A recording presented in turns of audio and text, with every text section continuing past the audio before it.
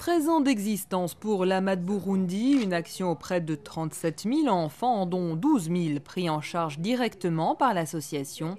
Le Burundi, un pays souvent oublié par les médias et les autres ONG. C'est un projet important dans une région du monde qui a souffert l'inimaginable.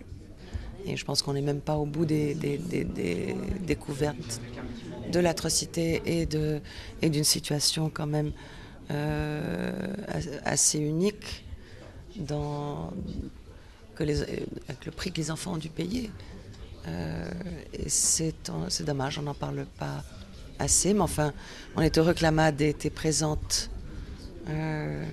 assez tôt pour essayer d'atténuer ces souffrances et puis de faire mettre notre but, c'est d'établir des projets à long terme qui tiennent la route et où on puisse voir des résultats sérieux et durables.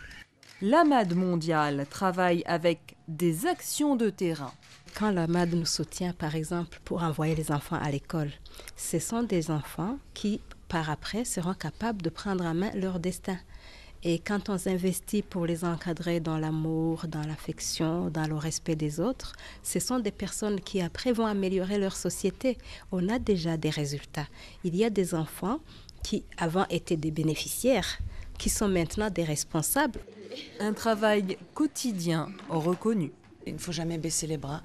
Et je pense que c'est la leçon de l'AMAD Burundi, parce que même pendant les années les plus difficiles, vous veniez toute seule ou avec une membre de l'AMAD Burundi.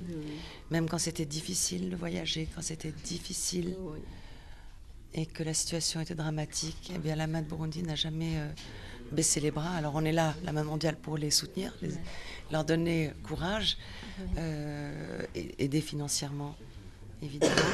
Mais on a été tout de suite emballés par la solidité et des programmes.